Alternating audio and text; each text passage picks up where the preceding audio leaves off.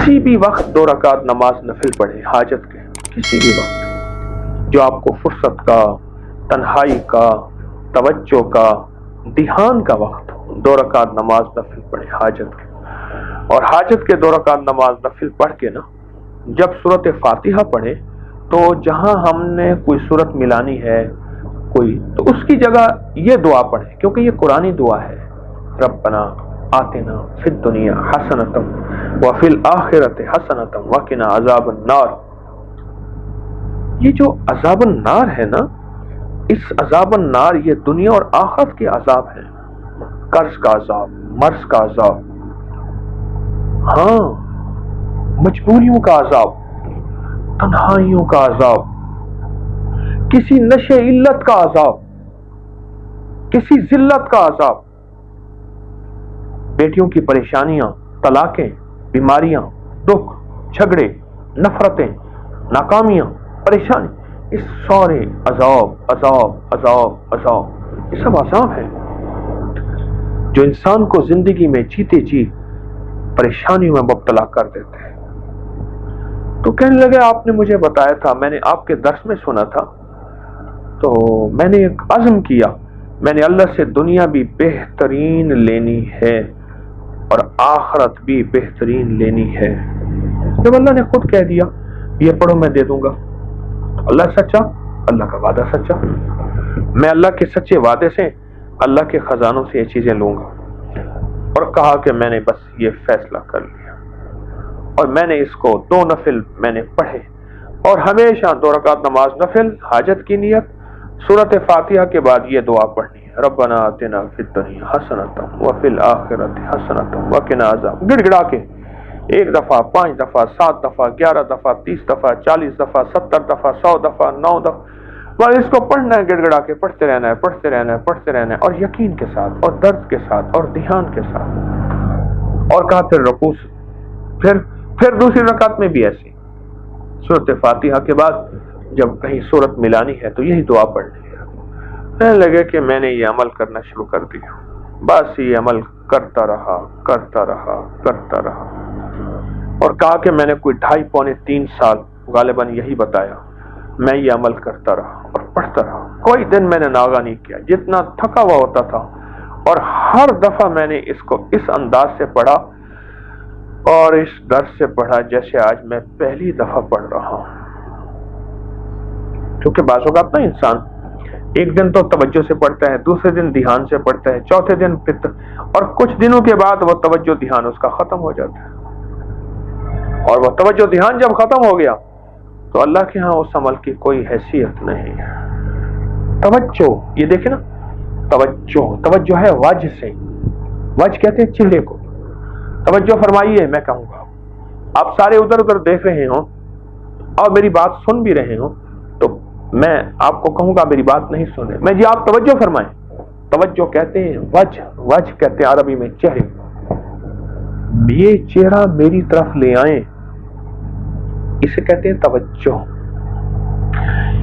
اس کو توجہ اور دھیان سے 2 نفل پڑھ لیں، 2 نفل پڑھ لیں۔ مجھے کہنے لگا کہ اب دنیا کی نعمتیں میرے اوپر فدا ہیں، یہ الفاظ تھے اس کے۔ جب ماں ہوتی ہے اور اس کے اندر بھی اللہ پاک غیبی نظام وجدان کا، ہاں میرے بیٹے کو بھوک لگی ہے، میرا دودھ گر رہا ہے، میرے اندر کی کیفیت ہے، میرا بچہ اٹھ گیا ہے، وہ ایک کشف ہوتا ہے ماں کو جو پر کسی کو نہیں ہوتا۔ جو بندہ 27 دفعہ اس دعا کو پڑھ لے گا، جو دعا مانگے گا قبول ہوگی، اور فرمایا جو یہ دعا پڑھے گا اس کے ذریعے سے مخلوق کو رزق دیا جائے گا۔ اماں بس پوری ہے، دعائیں دے دیتی ہے، کہا تجھے مبارک ہو، میں موسیٰ ہوں اور رب کے انتخاب پہ آیا ہوں، تو ماں کی خدمت کرتا ہے، اس خدمت کی وجہ سے تجھے میں ڈھونڈتا ڈھونڈتا خود پہنچا۔ اے مولا، اور جن کی اس دنیا سے رخصت ہو گئی ہیں وہ ماؤں کو نہ بھولیں، ان کی قبروں کو نہ بھولیں، ان کو ہدیہ دینا نہ بھولیں۔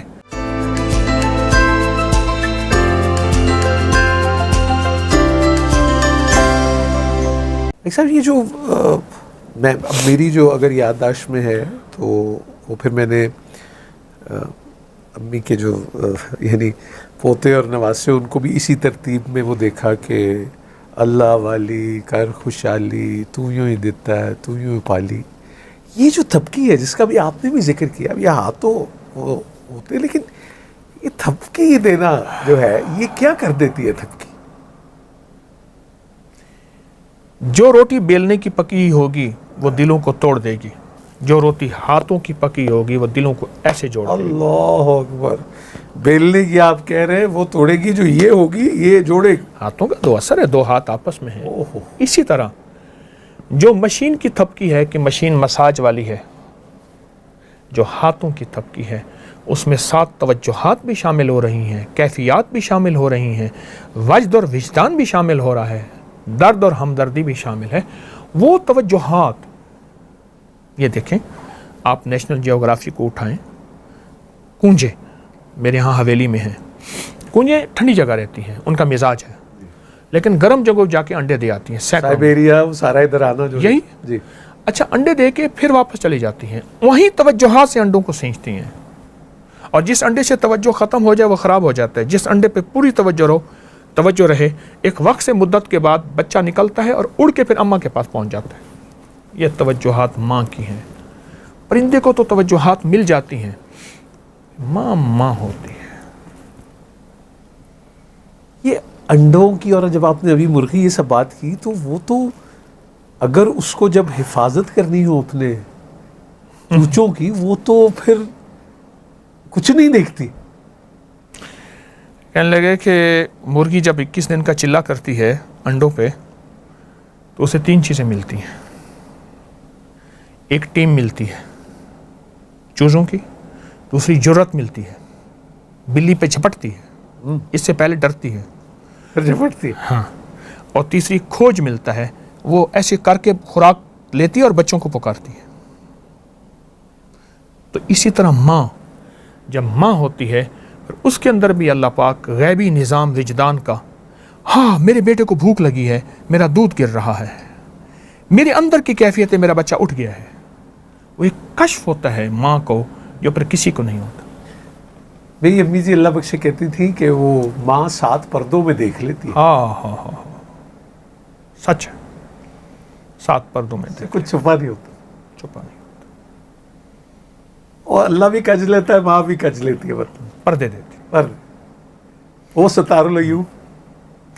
ایک ٹرانسپورٹر نے مجھے ایک بات کہی، کہنے لگا ہم صبح جاتے تھے اپنے کاروبار پہ، شام کو آتے تھے، ایک دفعہ عید کا دن تھا تو اماں نے مجھے سائے میں دیکھا، کہنے لگا ہاں پتر آتے رہتا، مس لے آئیے، مس مونچھیں، مسیں جو مسیں، جی جی جی، تیری تو مسیں آ گئی ہیں، اچھا جوان ہو گیا ہے، اچھا اب تیری میں شادی کا فکر کروں گی۔ بس کہا کہ ایک دفعہ اماں نے مجھے اجالے میں دیکھا تھا، اور اس کے بعد پھر اماں دن رات فکر میں تھیں اور میری پھر شادی کر دی، اور کہا کہ آج میں اپنے دوسروں کو دیکھتا ہوں، ان کی مسیں ہیں یا نہیں ہیں، میں پھر کہتا ہوں یہ احساس میرے اندر کیوں نہیں تھا، یہ میری ماں میں کیوں آیا تھا۔ مجھ سے کہنے لگا، میں نے کہا یہ احساس کی دنیا صرف ماں اور مامتا کے پاس ہے اور کسی کے پاس نہیں۔ ایک قافلہ جا رہا تھا تو قافلے والوں نے بھوک پڑ گئی، 3 دن کے بعد انہیں ہاتھی کا بچہ ملا، انہوں نے ہاتھی کے بچے کو ذبح کر دیا، کھا گئے۔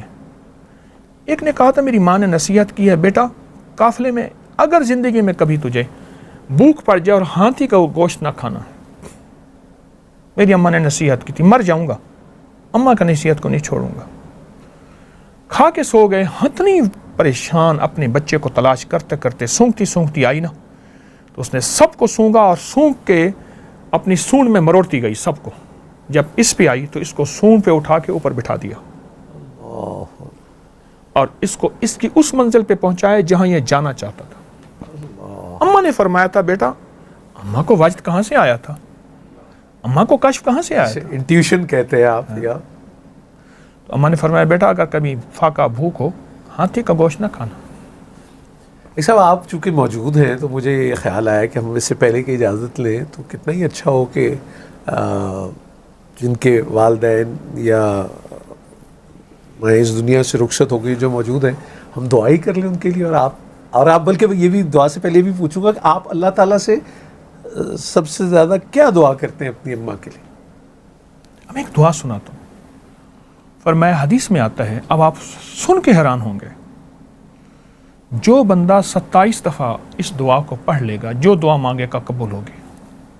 اب دیکھیں اللہم اغفر لی ولی والدیہ پہلے آیا ہے، وللمؤمنین والمؤمنات والمسلمین والمسلمات الاحیاء منہم والاموات، زندہ مردہ مومن مومنات مسلم، لیکن پہلے والدین آیا ہے، اللہم اغفر لی ولی والدیہ.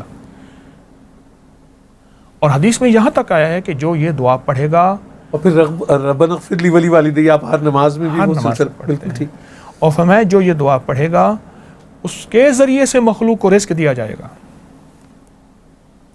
اور اس مستجاب الدعوات ہو جائے گا. مستجاب الدعوات یہ ہیں بس یوں ہاتھ اٹھایا ہی نہیں. موسیٰ علیہ السلام نے اللہ سے عرض کیا کہ یا اللہ میرا جنت میں ساتھی کون ہوگا؟ اللہ پاک نے فرمایا بغداد کے فلاں محلے کی فلاں گلی کے فلاں گھر میں ایک کسائی ہے، وہ تیرا جنت میں ساتھی ہوگا. چل پڑے، سفر کرتے کرتے وہاں پہنچے تو کسائی کی دکان پہ پہنچے اور دکان کے بعد گھر پہنچ اس کے ساتھ کہا میں تیرا مہمان ہونا چاہتا ہوں، پردیسی ہوں. گھر لے گیا تو اس نے گوشت رکھا، پکایا کیا. بوڑھی اماں تھی جو روئی کے گالی کی طرح تھی، اس کے منہ میں ڈالتا گیا.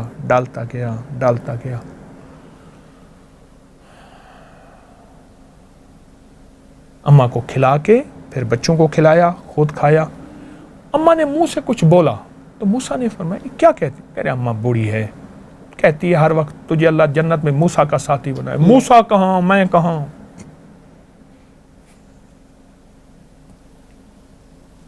موسیٰ کہاں، میں کہاں؟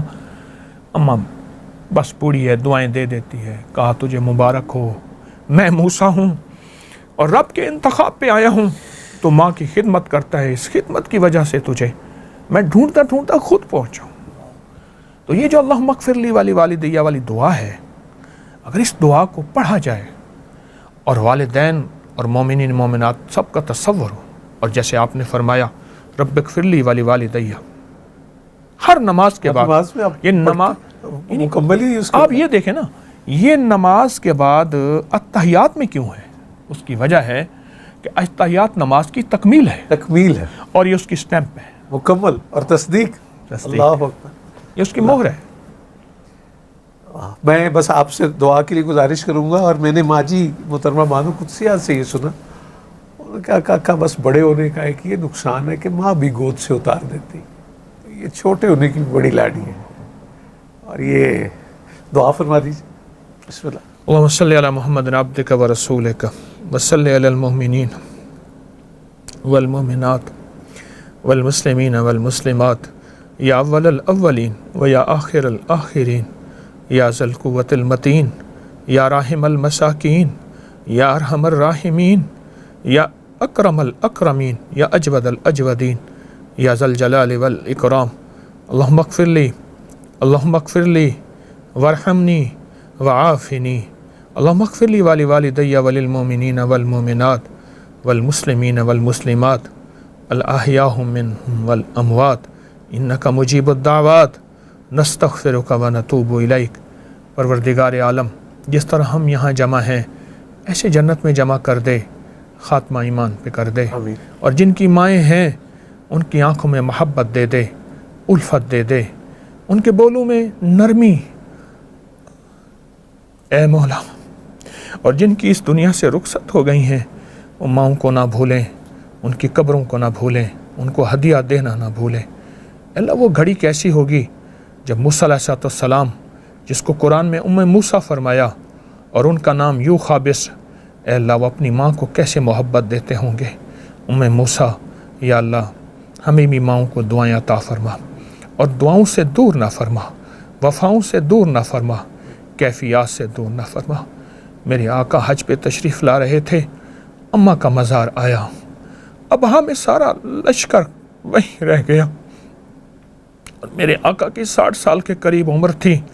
گھٹنوں میں سر دے کے جو روئے اماں کے مزار پر،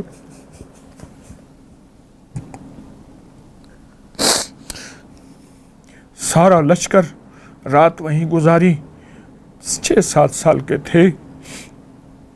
اماں کو آخری لمحات میں دیکھا، صرف ایک لونڈی ساتھ تھی. پھر وہ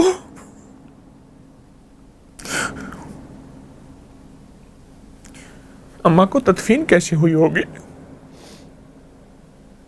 نہیں آ رہے تھے، اماں کی قبر سے چپکے ہوئے تھے. اس ماں کی محبت وہ لونڈی کیسے دے سکتی تھی؟ وہ خاتمہ کیسے دے سکتی تھی؟ پھر وہ زندگی کا واپس نظام لوٹا. آپ حج پہ تشریف لا رہے تھے اور سارا لشکر وہاں رکا اور اماں